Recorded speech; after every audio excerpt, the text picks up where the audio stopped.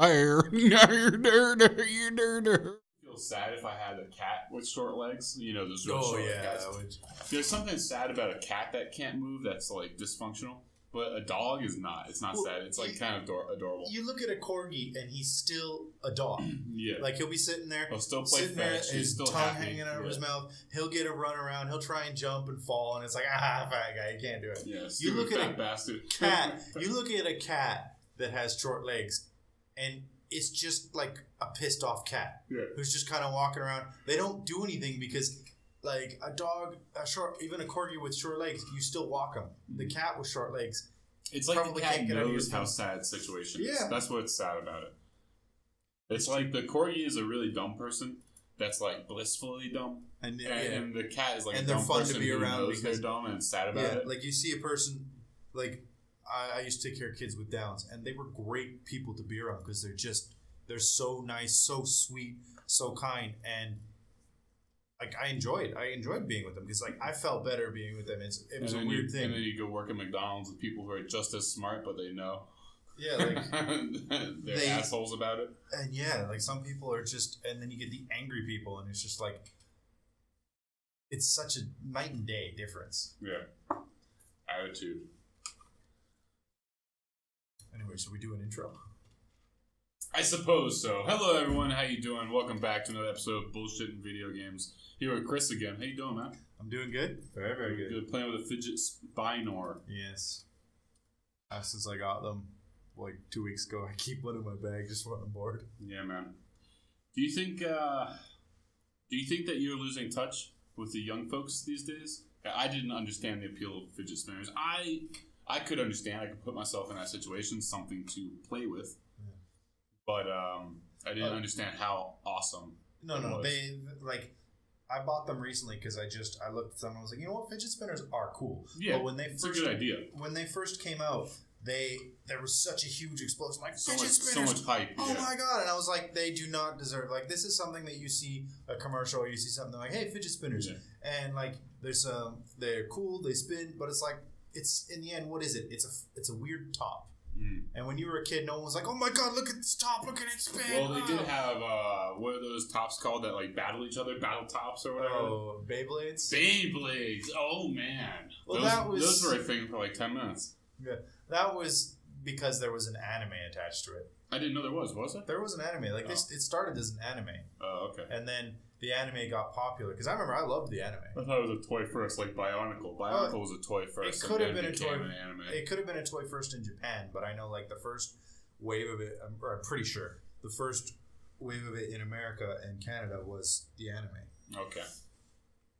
Bionicle, I remember playing with those first Bionicle toys. Those were cool, but that's when Lego really started to get complicated. Yeah, well, it was like cool Lego. That's what it was. It was like I was sick of playing with Lego pieces that were so uninteresting. Well, I enjoyed, like, me and my friends.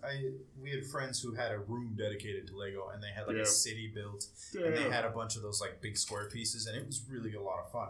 And then I had a castle. Like I remember my parents bought me the castle Lego, and I set up my room like I had these fossils that I had gotten on a school trip. And so I put them all on top of my dresser and like laid them up like mountains. And then I had like some of the soldiers with crossbows like hidden in the mountains and like a troop walking through. And it was awesome. So cool. Yeah, that's awesome. But that's one thing that pisses me off about Lego nowadays is I can't find anywhere that they just have medieval Lego. Like it's Ninjago or this or that. And it's a theme, you mean? Yeah, it's a theme. Like, but I'm saying they don't like they could have a medieval theme. Yeah, because they used to have generic those. Medieval. Yeah, I agree. I have a ton of old Lego pieces with like the old swords and shields. Yeah, and they were awesome. They don't have that anymore. No, you can't just at least not that I've seen here in China. And it's possible that it's been discontinued because for whatever reason. Did you read the news that Lego won a lawsuit here in China? No. They won a lawsuit against some Chinese company that was knocking off their brand. I don't understand how do they not get knocked off in every country? It's just little pieces of plastic. Well, there's so many. There's like 5 or 6 different knockoffs here in China. Yeah, because I've seen them. I've seen them all over the place, and I'm always like, "Ooh, like, oh no, that's not Lego. That's but it's like it's called like logo. Yeah, some of them are like they'll just be Chinese words.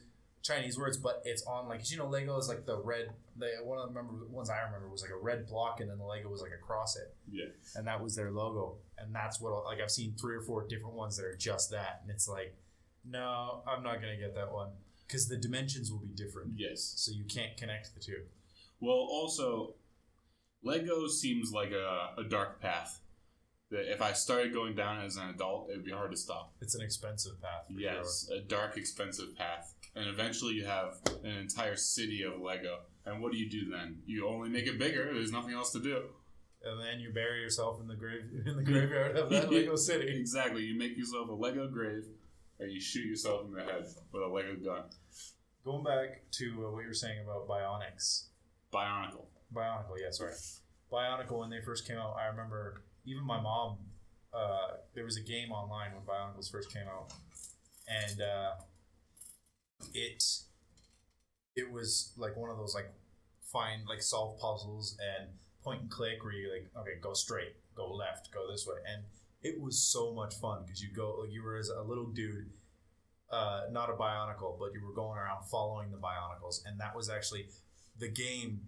It was really cool because when you beat the game, that's where they announced the next wave of Bionicle, where they had the new crazy guys, and it was through this game. And I can remember it was so much fun playing. Now they got crazy amounts of all this weird shit, but those first Bionicles, we had all of them, and we were trying to get the gold masks because you could get those. And I vaguely remember that. Yeah. And then the new wave of Bionicles came out, and it was like each guy got transformed into it, and I don't even know. They kind of had a story for them. Was Bionicle owned by Lego? So, because the first introduction I got to Bionicle, I think you remember, of course, all video games came on CDs. Yeah. But then all CD drives had that slot for the extra small CD. Is that what that was? Yeah. So like every CD drive.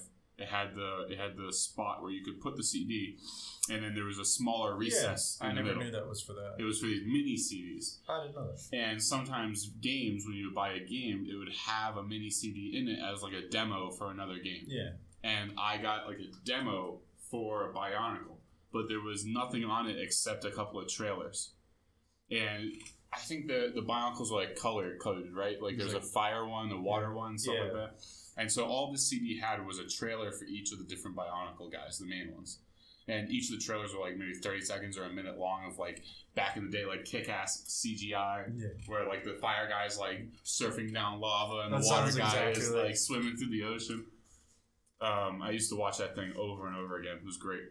Oh, I remember when the first Bionicles that came out, like they had different weapons, and then the masks were almost identical except for like the eyes would be different, but they were almost all very same shape. And then the next ones that came out, like they kind of had them mutate or something like that. And so each guy had a uniquely shaped mask, and they were all very different. And then it just kept going and deeper and deeper and deeper. Do you think kids buy as many action figures as they used to? I mean, with the Marvel movies and stuff being what they are, I think they're... Yeah. Did you know that right now in Wuhan, they have like the official Avengers, like...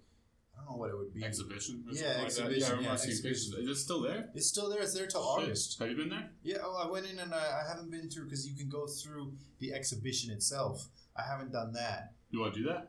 Yeah, I'd be down to do that. I was with Penny and she was just, okay, whatever. And so I'm like, I'm not going to go through this with you. Because I'm going, look, there's like Black Widow suit, there's Thor's armor, like the actual Thor's armor. And she'll be like, on my phone. Yeah, I'm doing some work things, babe. Leave me alone, you fucking nerd. But like they have like a replica of like Thor's axe, like a plastic one, like you can pick up, and it's heavy and the hammer. Let's tell me when you're free. I got every day free, pretty much. Tomorrow? Yep, sounds good to me. Wait, what day's tomorrow? Thursday. What time? We'd have to go early. Okay. Is it in Honka? Yeah, it's Wuhan T&D. Okay. It's like right across the street from where you do comedy. Perfect. Okay, yeah. I'm surprised you haven't noticed it. I guess I just don't look around. I go there in the middle of the night, do comedy, and I slink away into the darkness after nobody laughs at my jokes. Okay, yeah, let's go tomorrow. Fuck yeah. What were we talking about before that? Bionicle. Yeah, Bionicle. Man, do you remember Toonami? Is that where in the intermissions they had that robot flying the spaceship. Is that a network or? No, it was like a program on Cartoon Network. Sounds familiar. And that's when they would show the Dragon Ball Z. That's when they would show a lot of the anime during the daytime. It was like Adult Swim during the daytime. Right. So they would show like Sailor Moon and Dragon Ball Z and Gundam and all those things on Toonami. Yeah. Okay. Yeah. You should go on YouTube sometime and look up the anthology of Toonami, and they'll show you all the different like intros of Toonami for like a decade, like while we were growing up and watching that shit all the time. That sounds cool. It's amazing. It's fucking great. And you're seeing all these cutscenes of these old school fucking shows back in the day, like Dragon Ball and Dragon Ball Z, and that sounds awesome. And there's an evolution of the Toonami. Toonami is supposed to be like, the story was that it's like broadcast from this alien spaceship, you know? And it's this little robot in control. He's got like a round head, he's blue, and he's got like a metal body. That was from Cartoon Network? Yeah, it's on Cartoon Network. That might be, because I think we had two channels that did kids shows. We had YTV, which was a Canadian one, and then Teletoon? Can't remember. It was like channel 22 and channel 22 and channel 31, and in my hometown was like for kids, and they would get like Toonami and Adult Swim sometimes. Like they'd get parts of it. Nice. But it wasn't like actual Cartoon Network, but they had licensing or blah blah blah. Yeah, licensing bullshit probably. I can remember actually because we had YTV, and that was the big one for Canada because it was our Canadian network, and they'd have like hosts. So like between the shows, they'd have a guy come on and be like, "Oh, that was the show," blah blah blah blah, and then there was. I remember one time we were in the park in my hometown, and I look over, and there had been this Asian host who had been the host of the YTV when I was like 8 and 9. And then he stopped, and I remember we were in the park, and I'm like, "Oh, that's him! That's the guy!" And I'm like, "This guy, he's like not extremely famous or anything. Like, I doubt people would even know who he is in town or nowadays." But I just recognized him immediately, and I was like, "I want to go talk to him." But I was like 7 years old, 8 years old. There's a whole generation of little kids that think he's famous. Yeah, but he was. And that was just one of the moments where I saw somebody who was like famous to me, you know? I understand exactly what you mean. Man. And then actually they had one of the hosts of she did the voice, she was a voice actor for Sailor Moon. She did the, like, later on. Did you ever get into Sailor Moon? It was one of the first animes I watched, and I did watch some of it, but after a while it was just like, all right, I think probably the reason was it was too girlish. Yeah. But, I mean, it also was just to the point I got bored. It was also too happy-go-lucky for me. I was sort of a dark kid. It's the same reason I couldn't watch that fucking Captain Planet or whatever it's called. Captain Planet? Yeah, where the group of high school kids save the world. You know, Captain Planet? Was it called Captain Planet? Because I've heard some things. I'm not sure if Captain Planet was a real thing. No, it's become like a meme. Yeah, because people want to save the world. So it was this like group of kids who were like endowed with semi superpowers, and they would defeat evil villains who are attempting to destroy the environment. And then at the end of every episode, or like at like the climax of every episode, they would like converge with Captain Planet, who is this like cosmic being who's protecting the environment on all these different planets. And it was just too happy-go-lucky for me. I was like, fuck this bullshit. Fuck the environment. Even when I was like 7 years old. I was like, fuck it. Fuck this bullshit. Can't deal with Sailor Moon, and I can't deal with Captain Planet. I need some dark shit. Part of the thing with Sailor Moon was, too, like, I couldn't guarantee I'd be home. And, of course, you didn't have internet back then, so I didn't watch all the episodes. Yep. Dude, how infuriating was it when you missed a really, really important episode of something? Yeah. Do you know how old I was before I saw the episode where Gohan finally turns Super Saiyan in the hyperbolic time chamber, and he has really long hair, so it looks like he's Super Saiyan 3? I missed that episode on TV literally year after year after year after year, knowing when it would be on. It got to a point where like I would plan out to see it, and then I would just barely miss it. Oh man, that's sometimes like because you have commercials and stuff back then, and so like you're always switching back and forth between channels. And sometimes you like switch back like right after he's turned Super Saiyan, where he's like on the ground panting, and Goku's like, "That was a good job." And I'd be in my living room like, "No, dude, you gotta just be like, all right, I'm taking the batteries out of the remote and I'm watching this. I'm just gonna suffer through these commercials. And you see going, and power out. Yeah, right. We lost power. I hate it. That would happen because back in the day when you'd be watching your dad come in and be like, no, not tonight. There's a special on of something I want to watch. Well, I had terrible insomnia, and so after complaining to my parents for years and years about that, they finally put a TV in my room. So I had this little box TV in my room. I actually that changed my life. That was right around when Adult Swim was like created, and so I had this little TV in my room. I would never ever sleep. I would be up all night, 4 or 5 nights a week, and so I was just watching Adult Swim all night, watching Gundam and Dragon Ball Z and all these crazy animes. It was fucking great. I remember for a while, like my room had the TV, but we only had the TV. Oh, okay. So I would end up I spent for 6-7 months I slept with my mom. Mm-hmm. So because my dad, and then on Friday nights, because when I was young we were Seventh Day Adventist, so it's like sundown Friday to sundown Saturday was our Sabbath, and so you're not supposed to watch TV or do anything secular, whatever the term is. It's supposed to be a time focused on the Bible and stuff. On Jesus. Yes, on Jesus. And so I would be able to sleep in my bed that night. So once a week I could sleep in my own room. Because my dad would just, of course, he gets home and my dad's a night owl like I am. And so he'd be up to 12, 1 o'clock watching TV. And so. I'm glad I don't watch TV anymore. I haven't watched TV in so long. Years and years. It's just It's just so. When you have YouTube and you can curate what content you take in, and then when you have ad block and you don't watch ads anymore, it's impossible to go back to this is your regularly scheduled programming. The thing is, when I looked at it, because it annoyed me a bit when I was at home, but I'd be sitting there and be like, commercials, time for some food, and I'd go and make a sandwich or something like that. I mean, on YouTube, it's not such a big deal because the difference is on YouTube, you just pause, yeah. But it's just commercials. I think it's. Dude, so I didn't even know AdBlock existed until you turned me onto it. My first year here. Yep, absolutely. I said because I've never used AdBlock. Bullshit. Never used AdBlock. No. Never used AdBlock. You're misremembering. I have never used AdBlock. I swear to you, never once used it. Inconceivable. So who told me about it then? I don't know, but I may have mentioned it, but I've never used it. That doesn't even make sense. So. When I first arrived in China, I remember spending every weekend at the Hongshen apartment with you guys. And I remember every now and then I'd bring my laptop in and I'd connect stuff up. And for months, you would say, hey, get AdBlock, get AdBlock, get AdBlock. I've never used AdBlock, dude.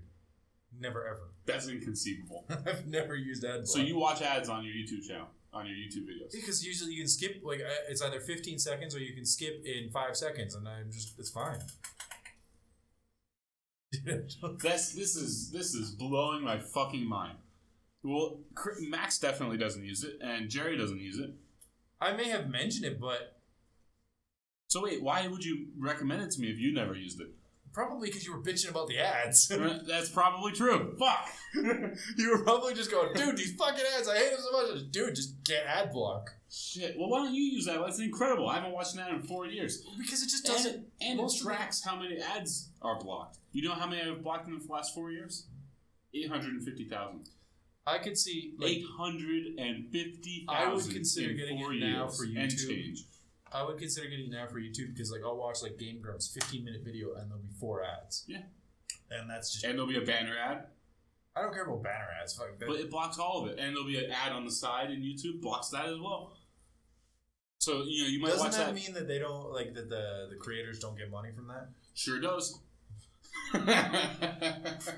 Oh yeah, Game Grumps need your money. How many millions of subscribers do they have? It's one of those things. If I were to do that, I would feel because I'm supporting these guys. Guilty. These guys the whole reason. Would you put ads on your stuff? If I had enough viewers, yeah, I would. Yeah, so it's one of those things. And I would accept that some people don't want to watch ads and they get ad block. I'd accept it. If I were to get ad block, I'd feel like I'd have to give them some money on Patreon. Oh my god. It's not for all of them. But you still have that intrinsic guilt from Jesus and all of his teachings. No, that's not it. It's for me. It comes from I wouldn't do it for everyone, but it's just like Philip DeFranco and how many subscriptions do you think you have? I have a couple hundred. I don't have on my main show. That many. Like you on your main account you have the account where I watch stuff. I probably have less than 100, I think. But of those ones that I watch, like the main ones that I watch would be like extra credits. So you would give them money? I might give extra credits money. Well, the thing with extra credits is since they changed the guy, I cannot. You don't like it anymore? I don't. Different guy? Like, the thing with before was like they had the guy who had his voice altered, and I thought I got used to that and I really enjoyed it. And then this new guy comes in, and the thing was before it was an interesting, quirky thing that they did, and it made them special. Had his voice altered? Like, oh wait, extra credits. Extra you credits. showed me that before, right? It's like the cartoon standing at the podium. Yeah, and he gets up, and the original guy who did it had a voice modulator on there, so like his voice was like it was at a much higher pitch would be the word. I don't know. Okay, yeah. It's but, like, and it was like a mousy voice, right? Yeah, it's a little bit mousy, and I really enjoyed that. Once you get used to it, it's really enjoyable. This new guy, and it made it special. This new guy is just a guy telling me stuff about history. Just some fucking asshole. Just and he's trying really hard, and credit to him, like he's got a good voice, and I've heard his voice and other things, and I enjoyed it. But in this, the whole thing, that one of the big things that I really enjoyed about it was the voice. And I can remember when he said, "This is our last one," and I was just like, "No, this is it could be ruined." And for me, it has been. Like, there's been things I've listened to where he talks about it, and it's really interesting, but just that voice has already brought my interest down, even regardless of what he's talking about. Certainly, in my top 3 YouTube channels would be Isaac Arthur is easily in the top 3. I keep forgetting to and he speaks with a lisp, and I love his channel so much now that, and the channel's grown so much. It used to just be him by himself. I think he's an engineer of some kind. That's his profession, or it was before he started getting big in YouTube. And now he has like a whole team around him, of course, like helping him edit and make the videos and whatnot. And a lot of people, especially new subscribers, are like, "Why don't you just have someone else do the voice for the show?" But I would feel sad if he stopped doing it. Yeah. I don't care about his lisp. He's easy to understand, and he puts so much character into it since he started it. You know, I still want to hear his voice. Well, the thing is, like sometimes the fact, like I remember it was back when we were in church, and there was a pastor. We listened to his speech in one of in our class, and it was this guy. He was he had cerebral palsy, and so when you start listening to him, he's really difficult to understand. But once you started to understand him, you got to, like, you didn't hear it anymore. You just heard him. Yeah. And it just became part of his character. And he was a character. Like, the thing was, he wasn't just a guy with cerebral palsy. He was, like, he was sitting there and he's cracking jokes at people, and he's talking about how he's better looking than everybody, and how he's like, "I know everyone in the audience just wishes they could be just like me," and he just was a guy, and it like the fact that he had cerebral palsy actually added a bit to the performance of this thing, and it became something that if it was just another guy without it, you would be like, even if he's saying exactly the same thing with the exact same information, you'd be like, I don't like it as much. You're just some dude. Yeah, just a dude. Yeah, I think that's my problem with my MDF videos. I'm just some dude. Well, and I think, yeah, sorry, I just totally lost my train of thought. No worries. Because I've seen a lot of them where it's just a guy talking, and it's like you gotta be more than that. Yeah, well, sometimes it can work, but you also have to accept that if you're just a guy talking, you may end up just being a niche group, or you have to talk about really, really interesting stuff. And you have to have really interesting scripts. Yeah. So, I heard that they're making a sequel to Breath of the Wild. Yeah, my brother and I were talking about that today. Sorry about that, everybody. Piece of shit chair. I haven't seen anything about this E3 yet. I'm really disappointed there was no Metroid 4 news. Like last year, we got a picture and the music. It was like music, and then it said 4, and everyone was like, "Metroid Prime 4!" And, yeah, they literally. It's foaming at the mouth. Yeah. And I was flipping out because I was like, "All right, well, we'll wait for next E3 and see." And Andrew's like, today's like, Did you hear the Metroid Prime 4 news?" And I'm like, "No, I haven't had YouTube." He's like, "Well, there wasn't any." And it's like, come on. But yes, Breath of the Wild. I am very excited. a little. Well, I'm excited and not because I'm kind of like they're coming out with Breath of the Wild 2, and it's just like, okay, so this worked really well, so let's just do more of the same. I'm really worried that could happen because that has been in the past. You're worried it won't innovate. Yeah, but also what I think they need to add, and I understand this is kind of thing like my problem with Breath of the Wild is they wanted to go with a new way and they did it, and they took out dungeons because that had been one of the big complaints was that their dungeons was just go in a dungeon, get item, use item to beat boss. And I think they did that a lot in Breath of the Wild. No, they didn't. Oh, okay. They completely broke away from that, and they made it so that the bosses, like some guys, you didn't necessarily have to use this item or that item. They didn't really make it have all the items that you would get in a regular Zelda. Because the regular Zeldas, you'd get the hook shot, you'd get this, and you'd get that. You'd have a hammer, you'd have all these various items, and they'd each have to be used. Generally, they were just used. The big use for them would be that dungeon's boss. But I think there was actually Aaron Egoraptor from the Game Grumps. He did a show called Sequelitis, where he talked about Zelda. And I think one of the big points he said, like he was talking about A Link to the Past, I believe it was, where he said there's one boss that you have to beat with an item you don't even get in a dungeon. You have to go and find it somewhere else and get it. And then there's another boss you beat with an item from one of the first dungeons you go to. And I think that was the problem was they just cut out the dungeons. And that for me, I didn't like that they just cut out the dungeons. Like the problem wasn't the dungeons, it was with how they were being utilized. And what I would have liked to have seen would have been like the Breath of the Wild, like you have the overworld and then you'd have this, like you could have two, like even one or two or just a couple like massive sprawling dungeons that you could only get through parts of, and then you'd have to come back later and you'd go through this dungeon and you get to this part which would let you get to this new land, and then while in that new land you'd find an item that might let you go back through the dungeon or would unlock an entirely new dungeon, and there'd be various wings of the dungeon that you just get through as you progressed. And I think that would have been a really good idea, where they didn't make it just linear, like okay, you've got this item, now you can enter here. Like there could be two different ways to enter the dungeon. You know, if you saved up all your keys, you could use them all in one dungeon, and then in another dungeon you'd use like items to break down walls and stuff like that. You know, there was a lot of innovative ways, and they just went, all right, people didn't like the dungeons. Dungeons are gone. And I'm like, that just made it feel, to me, it was a great game, but it just made it feel a little bit empty.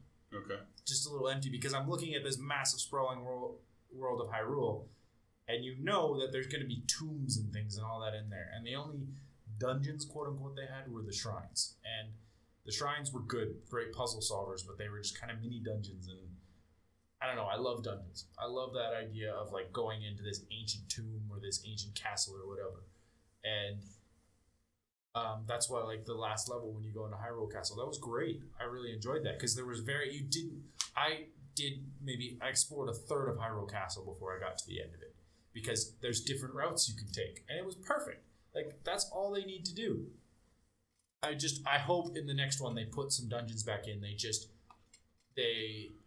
take the same ideas that they had from Breath of the Wild and the idea of just making it more open, and then now they can inject a little bit of the old into the new. Okay. But just change it a little bit, make it better. So then maybe I'd like Breath of the Wild, because as you know, I've never played through any of the Zelda games. And so... it's a completely different Zelda game. Like, if this is the first one you ever play, you won't be sitting there going... and then you go back and play another Zelda game. You would be playing two completely different game types. Maybe that's why I would like it. Because I didn't like the other ones. That's fine. This one's very open, very non-linear, and you can just go... And that was great. I think that was a really well done thing, because they still managed to tell a great story. You have to play on the Switch, right? Yeah. But you can get it for your computer, I've heard. Penny's brother-in-law was saying it's just a port, and like a download and all this. Do you think the Switch is worth getting? I think it's a good machine. It's just a matter of, do you want to play the games? Like, research and look at all the games that you can play and be like, all right. How much is it right now? It's way more expensive than I thought it would be. Maybe less. Like, you could probably get it now for $1,600 or something like that. It's like $200, a little bit more. Yeah, you're not going to be getting too much cheaper than that. Yeah. Unless you buy a used one. I was thinking about getting a Switch just for like Mario Kart and Mario World and things like that. Yeah, the new Mario game's really good. And you can switch it up to, you can hook it up to it has a HDMI on it, right? Well, you don't even, that's one thing I really like about it. how it works is the HDMI doesn't plug into the Switch itself. The Switch has this like, you get kind of like a little thing, and it's just a slot. And then on the back, it has a power cord, place to put the power cord, and the place to put the HDMI. And then when you get home, you don't have to turn the Switch off or anything. You just slip the Switch in there, pop the controllers off, and then they'll give you like a frame that you can pop the controllers onto so that you're holding like a normal controller. Okay. Or you can just hold them free if you want. And then you turn your TV on and it's ready to go. Sure. And then if you're like, oh, gotta go to work, you pause the game. You don't have to turn it off or anything. Seamless, like just transfers. Everything's back on your screen now, on the Switch screen. It's really that's really good. I'll look right now, see how much the Switch is. All right, that's cool. Yeah, Mario Kart is like the only game that my parents ever really got into. My family, we had Super Nintendo back in the day, and we were playing Mario Kart. Oh, the original. Yeah, and me and my family used to play that, like as a whole family group thing. And so I was thinking about maybe getting the Switch for my parents for Christmas, and give them Mario Kart, and so they can play Mario Kart and yell at each other. Yeah, it looks like 1849s. 1849. Price. That's in RMB, not dollars. Yeah. Renminbi. For those listening at home. So it's about $300, a little bit less. Yeah. So that's tough. I don't know. That's a lot. We'll see. Maybe. I mean, you're not really unless you're waiting until it's not really the console's dead, and you're going on to the next one. It's not going to get much cheaper. It's not going to get much cheaper. Yeah, I hear you. But it does Super Smash Bros. Is really good. Breath of the Wild is really good. There's some other games that I haven't tried yet, but I've heard are really good. If you like, there's one called Octopath Traveler, and it's one of the old school RPGs, a little bit more old school, where you play 8 different people, and then you all meet up at different points, and it's a little louder. Sorry, and the story is from these 8 different points of view. I don't remember. I researched a while ago, but I can't quite remember. One of the things I want to try, but I'm just unsure of, I need to research it more, is one of the new Pokemon games they have for it. Oh, yeah? Because it was, if it's like Pokemon where you can battle and you catch Pokemon just like the regular one, but on the Switch, I'm all for that. But I was worried that it was one where you run into the Pokemon and then you just start throwing Pokeballs at them. Yeah. And I was like, I don't want this to be Pokemon Go. Did you ever play Pokemon Go? Oh, I loved Pokemon Go. I never played it once. Was it good? Oh, it was so much fun. I'm so disappointed that you can't play it here in China. It was a lot of fun. I'd borrow my mom's phone because I didn't have internet when I was at home, and I'd be like, "Mom, can I borrow your phone?" She's like, "Yeah, okay." And I'd take a battery and I'd plug it in. Run into traffic. I'd go walk around because not far from our house they had a zone where there was 3 of these Pokestops where you could go and you could spin them. You'd flick them every 5 minutes, and it would give you items. And so I'd sit there. There'd be 3 around there, and there'd always be people there. So they'd put lures, so lots of Pokemon would show up. So you'd see 40 people just walk around, and people just looking down at their phone. And there was two more stops just out. So I just had a circuit. I'd have my headphones on. I'd be listening to music from my phone, and then I'd just be walking from Pokestop to Pokestop. Just see people walk into each other. No, because I would always be I'd be looking down, and I'd always look up. I'd have a rule, every 5 steps, look up. And if you saw there was no one there, that's fine. But if you saw someone coming, then you just look up every now and then, make sure they're not diving in front of you or falling and getting a heart attack or whatever. Somebody in the background is trying to rob you, and you're too distracted to even know. Well, did you ever hear any of the stories about that? What people how the deaths that occurred because of that game? No, tell me about it. People who were just they were just not paying any attention at all, and would just walk into traffic and stuff like that. Or I can remember, it was, what's his name? Who's the guy? That's some good Darwin stuff right there. Who's the guy in YouTube, right? Not YouTube. I think it's YouTube and stuff. It's Logan Paul. Okay. Logan Paul, they had he went over there, and apparently if someone has a Pokemon pop up, if you're near them, it's more likely that Pokemon will pop up for you as well. And so he went and he shouted the name of a really rare Pokemon, and just people rushed over there. And there were people who were doing that, and then people would be across the street, and it'd be a 6-lane highway, and they just run across the street. Well, fuck those people. I don't give a shit why you're running across a 6-lane highway. And and that was the thing. Like, car accidents were happening because of this, and like people were and they're just like, look, we don't care what Pokemon's on the other side of the street. You break the law, you're screwed. And the second thing is it really worth possibly dying over? Like, that's the thing. If someone shouted that, I'd be like, oh man, I really wish I was on the other side of the street right now. But I mean, live to catch another day. You know, I'll catch the Pokemon next time. Has anyone caught them all? I don't know. Because they released more Pokemon and stuff. Ooh, are there speed runs for it? There's no speed runs. Is there a speed run for Pokemon Go? Like, how long does it take to catch every one of them? Well, it's based on, because it depends, like where you live. It's based on geography, right? Based on geography, yeah. So if you live in a travel the world. Yeah, if you live in a place that has all the potential geography close by, then you're good. But otherwise, you're screwed. Hey man, that's part of the speed run. You gotta live somewhere that has everything. Pokemon Go is the reason some people who've never left their hometown travel across the world. Yeah. I've been to 250 nations, and I caught them all. How are the nations? What? Oh yeah, I don't know. I don't remember. Hang on. You can see them in the pictures behind my yeah. Behind the Pokemon. This is the Taj Mahal where I caught this Pokemon. The Ponyton in the Vatican City. Yeah. Right on the Pope's head. Could you believe that? Right by the Yangtze River, I caught this. That would be funny. I would, like, when you go home, I don't know if you've never been a big Pokemon fan, are you? Well, I watched the show. I collected the cards. I love collecting cards. I actually have some I bought recently that... Really? I would love to sell you mine. I just don't have them here. I love collecting cards. Yeah. And dude, I have like 2 binders filled with Pokemon cards. You should see which ones you can see. You might be able to sell some of them. Waste of money. I can't imagine that they're worth any money. Some of them would be. Possibly. But, like, is it worth looking through thousands of cards? Dude, you're gonna know, like, you can go online and be like, which cards are worth something, and then you just go be like, do I have this one? Because I'm guessing you're like everybody else, where you keep all the shiny, glossy ones in the front. Yeah. Those are the ones that are probably gonna be worth something. I don't have many of those. Okay, well, you can still check. What about, like, the resource cards? Are they worth anything? Yeah, right. I got a lot of those. I got a lot of fire resource and earth resource. Yeah. Anybody need those? I would love to start. I want there to be a new card game that people are going to want to play that I can start collecting from the beginning. Because I agree, and I want it to be microchipped, so that the cards can be used, scanned. Yeah, they can be used for like electrical stuff, like we had in the Tokyo.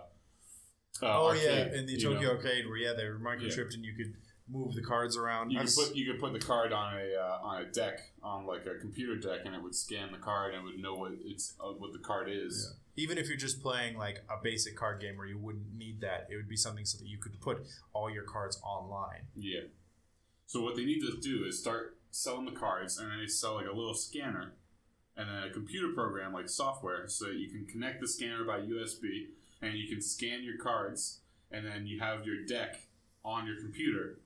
No, dude, what they should do is like make the scanner a little bit more, so like your scanner can connect to Wi-Fi, and you can play just on your scanner. Yeah. So you could sit with your friends and play the real card game, because that's fun to do sometimes, or you can play online. But you wouldn't want to make it redundant. If you had the scanner have like a screen on it, that would be redundant, because you could just have it connect to your phone, and your phone could be the screen where you're playing the game. Yeah, but you know. That's true. Well, don't you guys have cell phones? Yeah. Fucking Blizzard. I remember watching that. Why you guys don't have cell phones? Worst thing they could have said. Assholes. Because I remember I read an article. You may have sent it to me, but it was a Blizzard employee saying, because they started getting mad, and everyone's like, "Oh, gamers just angry because this isn't what they wanted," and it's like, no, this was Blizzard going, we're going to go to these gamers who, if we had looked at YouTube or Google for 30 seconds, we'd know computer gamers hate cell phone games. Yeah. Well, like, also with console gamers hate cell phone games. Yeah. Anybody who wants to have a serious gaming experience hates cell phone games. Yeah. Because you can have some cool games on the cell phone, but... You can entertain yourself, but you're not going to be playing Skyrim on your cell phone. No, because you're not going to be playing small. Factorio on your cell phone. You're not going to be playing World of Warcraft on your cell phone. You're not going to have any lengthy, real quality experience on your cell phone. Yeah. It's too small. It's too cumbersome. It's not it's not. I don't know. There's no depth to it. And it's You're one of those things like GTA on it. You can have maximum maybe 2 button presses because like I know I had an N64 emulator on here and I stopped playing because, or even a Super Nintendo emulator because in Mario, Super Mario, take it. What did you do? You'd hold left, you press B to run fast, and then you hit A. Can't do that in this one, so you're limited to slow moving because if you try to hit A at any time, you're not going to be able to do that because it's too many button presses. And that's the thing. Like, Blizzard's whole thing was they knew that anybody who's going to be showing up to this thing is someone who plays a lot of games and they're huge fans. It was a Diablo conference too, which is a pretty hardcore PC game, especially the people who played 1 and 2. Yeah, and those people, they're hardcore fans, and like I can remember when I first saw it, I thought it was just another one of those people being angry because we didn't want this, but it was like the Blizzard employee, an ex-Blizzard employee, was like, this is not them being whiny bitches. This is them showing up and being slapped in the face. Like Blizzard brought them here and then totally ignored all of their likes, and did not think about the audience that they were selling to. Like when you put more research, they were completely disengaged from the people, from their customer base. Well, it's like it's any company out there. They research for marketing. What do they research? What do these people want? And so they went to these people and they basically went, oh, they play games, so they'll like this game. And it's how much influence do you think the Chinese market has? Because the Chinese market is almost exclusively mobile gaming. No one owns computers here. Even then, and the netbar is just pirate all their games. And so unless you're selling a mobile game, you're not connecting to the Chinese market. But that is a moot point in this because the conference wasn't for China. This was in America for the American people. No, I think it's still for China. But that's the point. That's the thing. That's why all these people had legitimate reason to be angry. Absolutely. Because if you had done this in China and invited all the Chinese people and they were like, yeah, a mobile game, that's awesome. That's one thing. But you did it in America for people that if you had any idea about the gamers that you're talking to, you would have known that they're not going to like what you're selling. They heard Diablo conference and they're thinking Diablo 4 or some new DLC that you're going to announce, something like that. And then you come out and go, oh, we're giving you a cell phone game, and they all basically just did exactly what you should have known they were going to do. You know, I'm saying it's a moot point because they did not think about where they were or who they were talking to at all. If they did it for China, then they should have been doing this in China. You know, the trailer for the game was one of the most downvoted videos on YouTube in all of YouTube history. Yeah, I heard that. And they deleted it and re-uploaded it so as to reset the like-dislike ratio, and it immediately became one of the most downloaded ones again. Downvoted. Downvoted, yeah. What I said? You said downloaded. Oh, yeah. No one's downloading that garbage. Man, it's just it's disappointing. I hate playing games on my phone. I've never seen a phone game that would justify it. I play games on my phone, but for most of them, like any game that's good, the problem is they're going to be very like you're not really going to be playing. You're just kind of watching things happen. Yeah. And I've got a game right now that is action adventure hack and slash. What are those called again? Can't remember. RPG.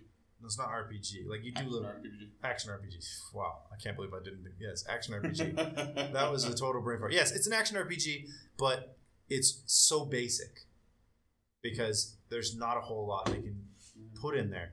And I don't know, when you have for me, I know some games they kind of need it, but when you have a game that has the autoplay function, autoplay. Play for me, please. Yeah, and that's the thing. Like cell phones are not. It's not a matter of that they're bad pieces of technology. It's just that they're not a good medium for intense, deep games. No, they're not. They're a good medium for I've got 20 minutes on the subway. I'm going to play a Tetris. Yeah, or 10 minutes on the toilet. Yeah. Yeah. They don't facilitate that deep experience that you're looking for. Maybe one day phones will be powerful enough to do it. Yeah. But they'll never be functional. Unless you're going to carry a controller around with you. That's the thing. Unless you're going to carry some giant screen with you, or you have a phone that like folds out into a bigger screen. And the other thing would be iPads or something like that. But at that point, you're going to be doing that at home, so you may as well just have a console. The only thing I could imagine is something small, like a pair of glasses, like a pair of sunglasses that you put on, and that's VR, and then what's on your phone streams to that. And that would be cool. Then you take care of the screen problem. But then how do you control? You still need either a mouse and keyboard alternative, or you need a controller. Yeah, still things that people aren't going to carry around. I could see we would have to. I would be okay if the phone would probably have to be a little fatter to make it work, but where you could have the back end of it would it could pop out and then you'd have the controller there. But yeah, I can remember it was because Sony tried to do that. It was the Sony Xperia, was it? Shaking. Yeah, it is. Yeah, the Sony Xperia. Do you know that phone? No. Basically, it was the phone. They were going to try and release a handheld console phone cross, and the way that one worked is it was one of those fold phone, like the phones that fold up. Okay. Yeah. And you would fold up, and then it was touch screen for texting and stuff, I believe. But then you'd fold up, and on the bottom, underneath the phone would be the controller. But it didn't do very well because it just didn't. I think it had a lot of problems, and then the Xperia 2 came out, but I haven't heard really anything since. Sony has not had a great good luck with their handheld. I'm still missing the days of conventional buttons, actual buttons on your phone. I am not a big fan of everything being a touch screen. I remember fat fingers. It's just hard to do. The first smartphone I had was a Galaxy 3, but right before that, I had one of those phones that you're just grabbing, a long phone that folds open and closes. Not fold. This one was slide. It slides up, but yeah, same. I had one of the folding ones. It folded up lengthways, and inside it had a full keyboard. Yeah, I had one of those. And the buttons were big enough that even with my fingers, I could still type well. Yeah. With my thumbs. There is a program, and I really think that we can bring that back to a degree. Bring back some fucking buttons, please. Well, because even with phones like this, I mean, this is not I've got a fairly thin phone. Take an Apple, any of those phones. Everybody they want to make it thin. Yeah. But I would be perfectly fine. How often did you have a phone in your pocket that was twice, even 3 times as thick as my phone is now? Well, growing up a lot. Yeah. And it was, you never were like, oh my God, this piece of shit's so big. Yeah, you were never like that. They could easily go, they could solve the controller problem with the phone. They could do all those things if they were just willing to make it thicker. Because a phone this size, if it was 3 times this thick, maybe not 3 times, but 2 times this thickness, it would be okay still. It wouldn't be a noticeable difference really once in your pocket. Yeah. And look at how phones have gone. They keep swinging wildly in all these directions where they're trying to make them smaller. Now they're trying to make them bigger, and they're trying to make them with more touchscreen surface on it rather than less. I think we need a hybrid. All right, we need. They have had some companies that did hybrid, but everyone was like, "Oh my gosh, touchscreen!" Yeah. I think it's because imagine if a panel came out of the bottom here and just had some fucking buttons in. You know what upsets me? Side. Is that these buttons, so on the bottom of the phone, you have the home button and then the programs button and then the back button. Yeah. It upsets me so much that those are touchscreen. I want physical buttons because this phone glitches out sometimes, and when the software glitches out, these buttons no longer function. Not only that, but sometimes, you know how WeChat has been adding ads to their moments? Yeah. So you're getting ads in your moments. Every now and then I'll mistake one of those for one of my friends' ads, or not ad, but moments. And I'll click on it, and these cocksuckers,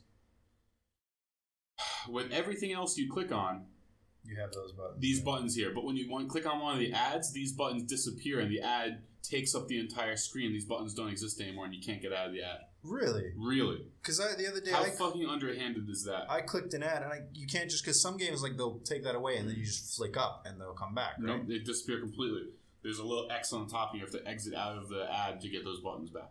That's ridiculous. I know, it's really disgusting. And so, maybe I'm being pessimistic, but I don't see a situation where having these buttons included on the screen is going to turn out well. I want a physical button that I can press no matter what's happening on my screen. That could be part of the reason why there's no longer physical buttons. Yeah, I agree. Well, like the world is heading more and more. Like, do you watch Black Mirror?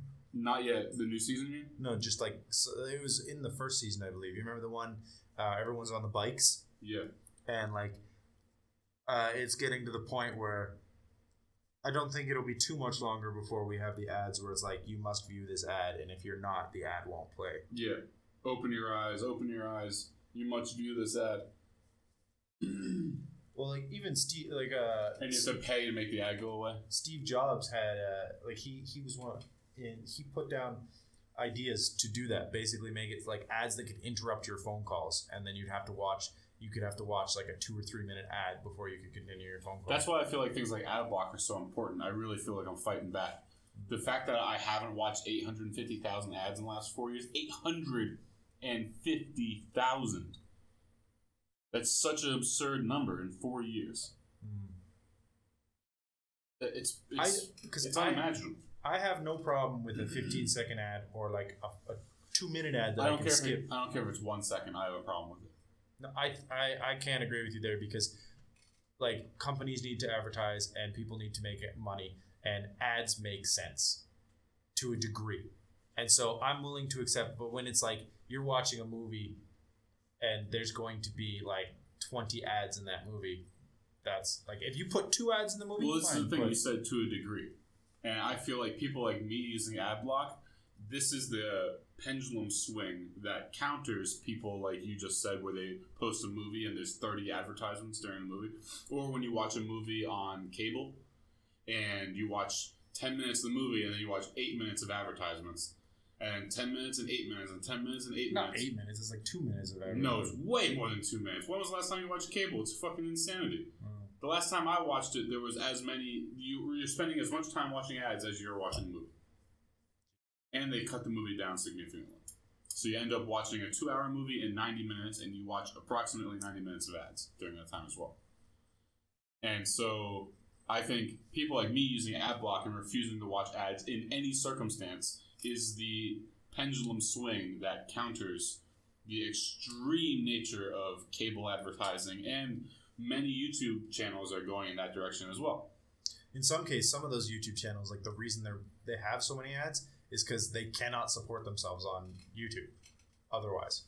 And that's fucked. And that is, but that's just a symptom of like, that's not them trying to squeeze every dollar out of you. That's going, look, I need to make this money so that I can keep making stuff. And I have no problem with that. But my point there is just like, I think like YouTube is a horribly broken platform in terms of like their service to their. It upsets me, the monopoly that Google has with YouTube, because it's so impossible to create an alternative. Yeah. Because to compete with YouTube, you need billions of dollars worth of server infrastructure, and so that makes the barrier to entry just unbelievable. Yeah. I wish that these other big companies like Apple and Amazon would take it on themselves to create alternatives. Yeah, they probably wouldn't be that much better though. Well, yeah, they probably wouldn't have any incentive to do it because they would be under all the same restrictions as Google. Yeah. You know, with the adpocalypse a few years ago, that was just devastating. I don't think that YouTube is a profitable company or a profitable part of Google anymore because of the adpocalypse. It seems like the majority of their content creators are no longer having ads on their videos, and if they don't have ads on their videos, that means Google isn't making any money. Yeah. Well, and the thing is, Google's algorithm and the things that they do, like their algorithm is not very good at all. It's atrocious. It's atrocious. Not only this, but it allows for malicious use of their striking on the program. So, like, there is no, at least the last time I looked into it, there's no repercussion for a false claim. And it's the person who gets claimed, it's their responsibility to prove their innocence. It's literally the opposite of the legal system, where the person who's accused has to prove that they're innocent. Whereas when it should be, if you're accusing them, you've got to be able to be like, in minute 5 of this video, they did this, and this is why I'm reporting. The burden of proof is on you, to prove that they're guilty. That's like just a stranger walking down the road going, I just saw that guy rob a bank, and they're coming over to you going, so? Gonna like prove to us you didn't just rob that bank. In that situation, Google would actually come over and arrest you and put you in jail and take all your money. And then when you can prove that that money didn't come from the bank, then they let you out of jail. Well, and then there's also the fact that it's clear that, or it seems that for many of these videos, if they're not within a certain, like, they'll let some people put out things. You're talking about politics, yeah. Politics, yeah. If they're not from a certain political view. Left-leaning people get to do anything they want on YouTube. Logan Paul streamed a dead body and insulting a suicide victim in the forest of death in Japan. And he was put on trending, which is a human being working at YouTube picked that video to go on trending. And then people like Philip DeFranco, he's always talking about how, like, he was surprised he got on trending. And, like, the thing is they will flag videos, and so they'll lose monetization during their peak hours. Yes. Like, they will flag these videos, and then they'll get a message, I'm sorry, there was a mistake, your video was flagged, you've been given monetization back. And it's like, yeah, great. But now no one's watching that video anymore. All of my views have already happened. The wave has passed that video. Yeah. And that's the thing. They know, they know about the way it works on YouTube, and most views for a video come within the first 24 hours. Yeah. Even the first, and so I like YouTube more as a platform, but if I'm going to work for one of them, I'd rather work for Twitch. Mm-hmm. I think it's probably more destructive to your health to be a Twitch streamer, considering how many hours they stream. A lot of the most popular, well, not just the most popular, but I've watched a lot of videos where they talk about the Twitch algorithm and like the statistics on. I'm butchering this because I'm not an expert, but basically, the more you stream, the more followers you get, and the more subscribers you get, and all that stuff. And a lot of the up and coming people and a lot of the popular people, when they were up and coming, they just streamed like 15 hours a day, 6 or 7 days a week. They did that for like a year. I could see that working really well because you get the people who are sitting at home playing games. You're always on. That's the point. And so whenever anybody comes on, there's a possibility of them coming in and seeing you. And that's definitely more destructive than making YouTube videos in your free time and then posting them to a schedule, like I've been doing. But there doesn't seem to be anything reliable about YouTube. And Twitch, once you get popular enough, you can partner with Twitch where you start getting sort of protections from things.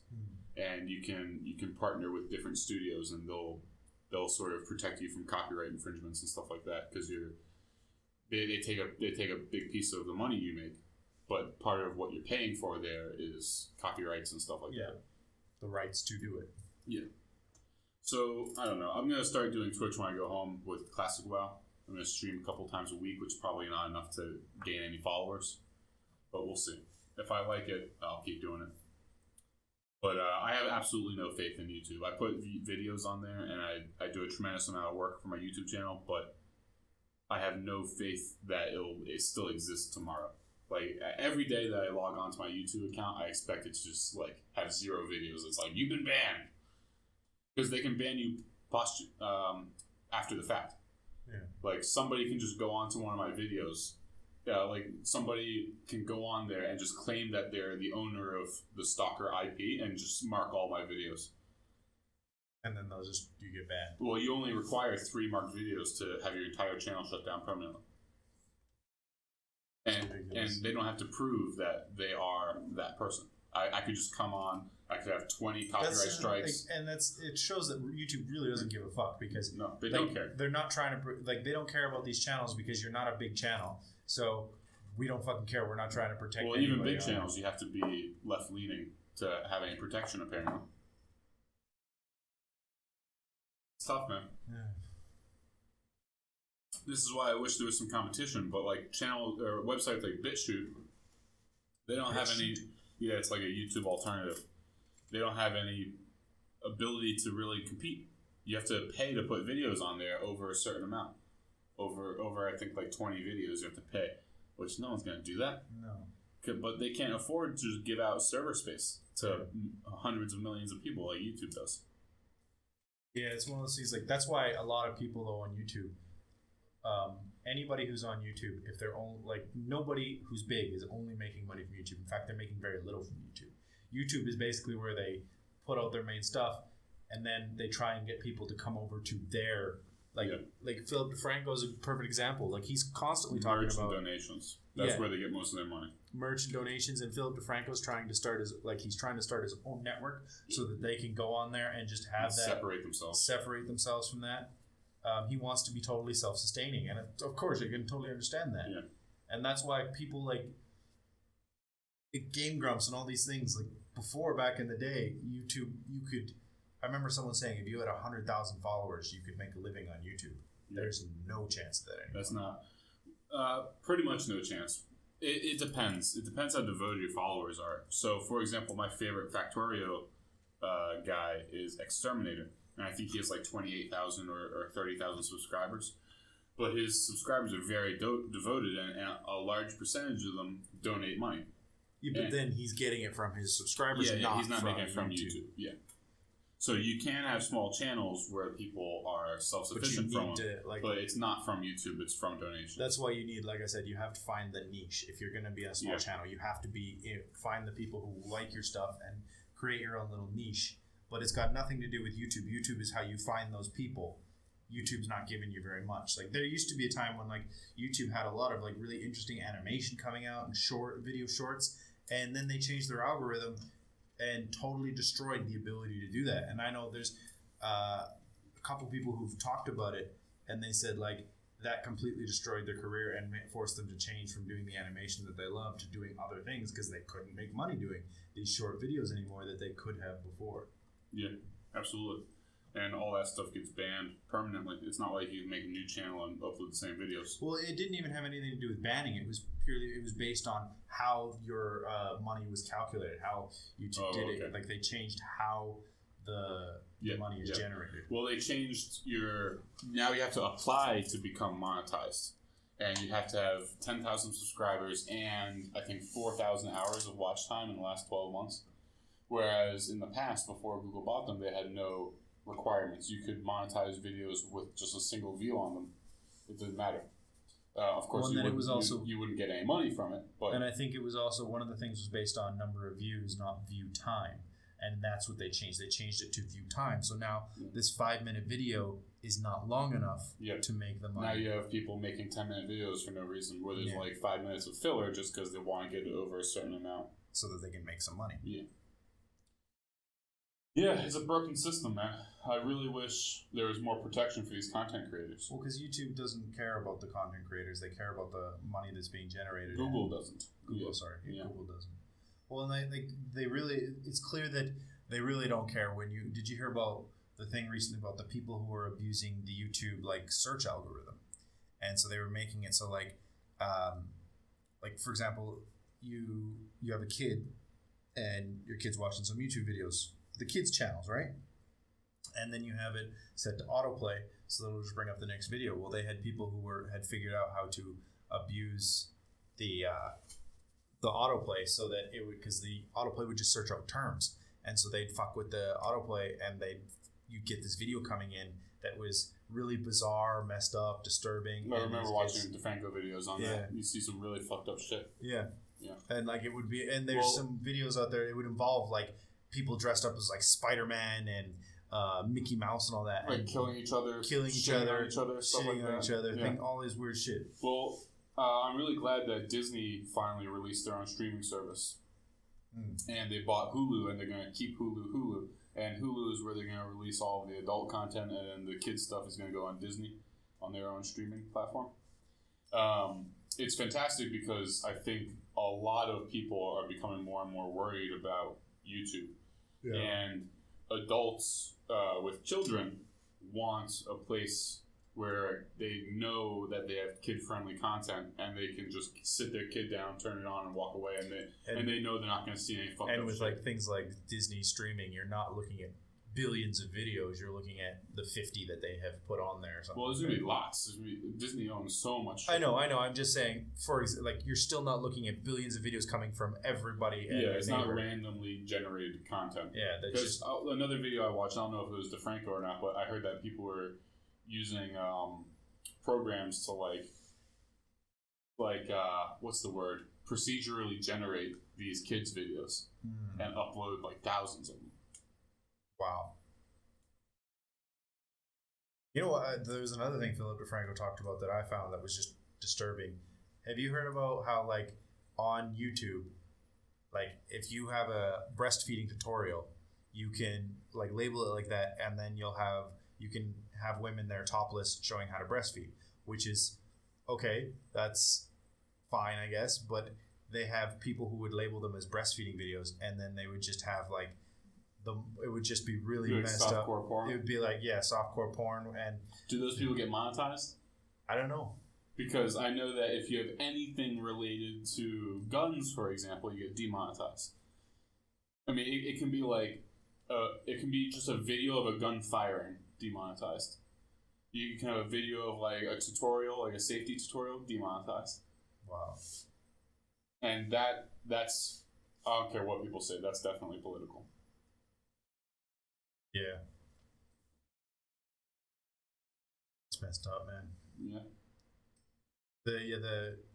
Philip Franco started doing the deep dives, and those videos have been really interesting. And he did one on the kids thing, and then one about the breastfeeding tutorials, where they went in and they looked at just like all these channels that were uploading, and they took a look at some of the videos, and they were just like, this is really messed up. Like, there'll be a kid in the video for like 30 seconds, and then it's mostly just the mom just like lying there, and it was really bizarre. And the fucked up thing that he talked about, and then I felt with it, was like, it's involving children, so that you're not kid porn, but you're involving children so that you can put out porn. Yeah. Not with the kids, but just they have to be there. But so definitely, what's the word? Like, taking advantage of them. What's the word for that? Fucking English teachers. I'm so glad. I know. I'm so fucking done being a teacher, man. I don't ever want to teach ever again. 4 years and thousands of students. Okay, I've said it before and I'll say it again. Like, with the problem with your teaching was that you were put in a situation where nobody gave a fuck. Yeah. Your bosses didn't give a fuck. Your students didn't give a fuck. So you couldn't. I have worked at jobs where they honestly wanted me to teach like well, and I had to do lesson plans, and I had to decorate like kindergartens. It's different than a university, of course, but in the kindergarten, I've worked in kindergartens where they really didn't care because it was kindergarten, and then I've worked in other ones where like they really wanted, like, you were supposed to give them an English environment. You had to plan. You had to create games for them. You had to do all this stuff, and like in that case, if you hate teaching kids, that's one thing, but you wouldn't have hated teaching because of just a lack of interest on all parts, because nobody in this school cares. Also, the kids picking their nose and rubbing boogers on me would not sit well with me. But there'd be a different reason. You know something that kids love doing? Pulling my leg hair out. Oh yeah, I've had kids do that. God, fucking animals. Like, your reason for hating teaching now is just because you felt so useless. You felt like you were wasting your time, because you really were. Well, thankfully I didn't waste a lot of time. No. You know, working like a couple hours a week. I know, you bitch a lot for having had a really nice situation. Yeah, an amazing situation. Yeah. Like, you work, 10 hours a week if you're having a bad year? Yeah, that's pretty, 10 hours a week is pretty tough. That's a tough schedule. Yeah, that's a lot of part-time. That's like 7 hours of part-time. I've worked at a school where it was like, it was clear that like the universities just didn't care, which is quite common here. Like, there's universities almost never care. Like, I had a boss my first year here tell me verbatim, she said, "This is China. Everyone has to pass." Yeah, it's fucked up. Like, everybody has to pass here. Everyone because must pass. If they don't, somebody's gonna get angry. Someone's gonna get in trouble. And I'm just like, I bitch about how things in Canada and America are too easy now on kids. Like, the whole no kid left behind thing and all that. And it's like, China's nothing compared to China. Yeah, China doesn't even try. Like, they will just go in and outright they'll just give change everyone the grades. Yeah. So that's happened to me 3 times or 4 times now since I've gotten to this university, where I'll give them real grades. They'll get a curve. Anybody who gets less than an A complains to the administration. The administration tells me to change their grades. I refuse. The administration goes over my head and just gives everyone an A. And in the following semester, I'll say, okay, that's the way you want to play it. I'll just give everyone an A. I give everyone an A, and then the best students are the ones who complain, and the administration tells me to arbitrarily fail people. They say, we need this many people to fail. And once again, I refuse to do it. They go over my head, and they just start failing students randomly. And then the students, at the end, they all just complain to me. The good students complain, like, what the fuck? Everyone got the same grade. This is bullshit. I was actually paying attention. I did my work. And the bad students complain, what the fuck? You know? Why did I get a bad grade? This is China. Fuck you. So, yeah, it's hard to care. Yeah, when you know that it doesn't matter what you do, it's really hard to care. But at the same time, I was not destined to be a teacher. And so I'm glad to step away from the classroom, hopefully forever. But I did apply to teaching jobs in America. But I think it would be different if I'm teaching art. But also, I kind of, 80% of me hopes that they don't give me those jobs. So I sent out resumes, but hopefully I don't get them. That's kind of why, like, if I were to work here again, like, in university, I would pick I would try to get a high-paying job, like, you know, teaching finance or something like that. And then either that, I'd be working in high school where you have a little bit more control. The jobs, the pay never changes for universities because it's controlled directly by the government. And so there's almost no variation. I've looked at teaching jobs for universities all over China. There's usually like a 500 RMB difference between different universities. Really? Because I've talked to some people who are making like a lot more. They're doing something different. They're probably not technically a university teacher. They're probably like a director or some shit like that. Could be.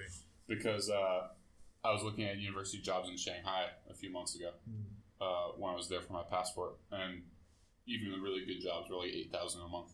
That's really low. It's terrible, yeah. Like 8,000 a month, you're still making more than the average Chinese person, but that's still not a great wage. No, it's not. Like it's one of those things. If you were to eat very like the cheap Chinese food, maybe, or just cook at home all the time, but it's one. Well, what are your monthly expenses? Well, it's for me right now. Because you're paying rent and all these other things. Yeah, So I don't have any of those stuff. So my monthly expenses are usually about 2,000 RMB, and like 1,200 to 1,400 of that is food, and I eat whatever I want. I fucking had pizza and cupcakes today. Oh yeah, I had cupcakes as well for breakfast. Disgusting.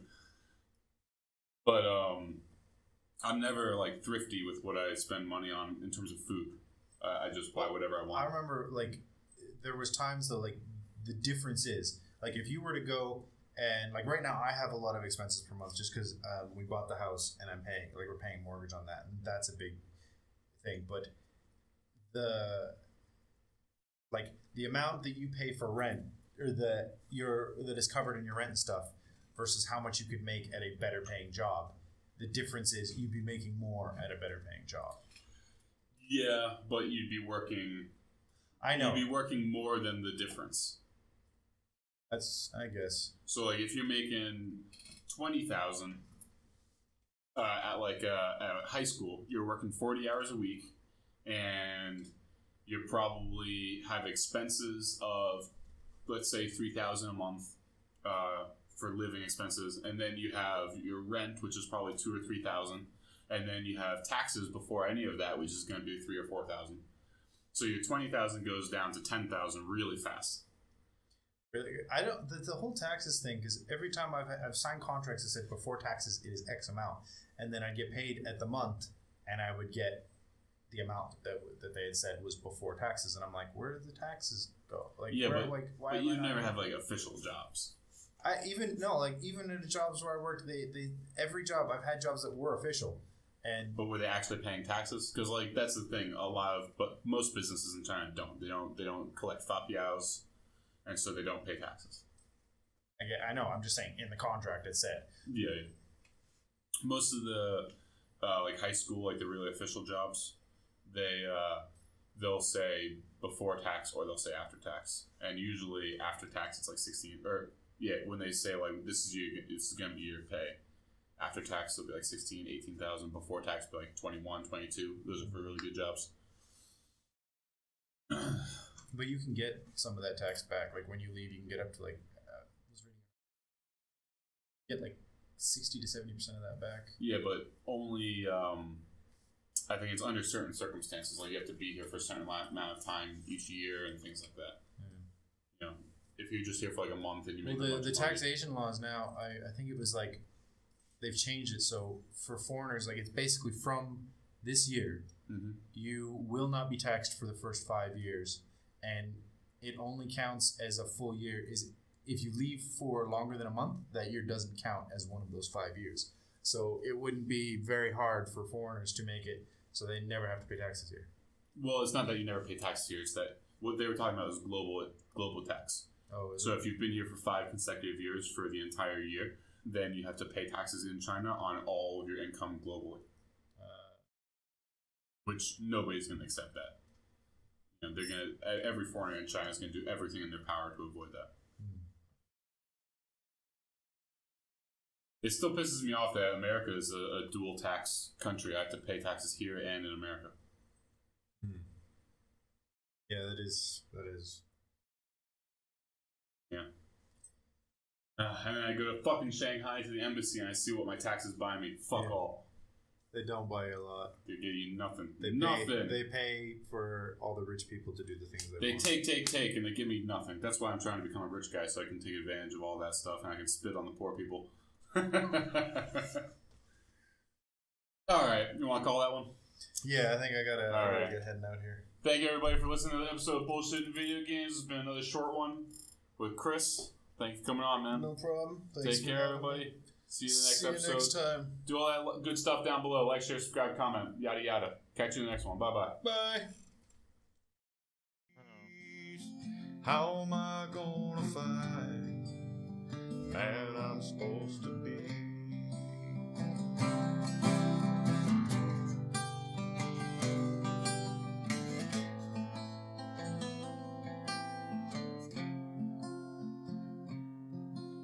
The man I am ain't the man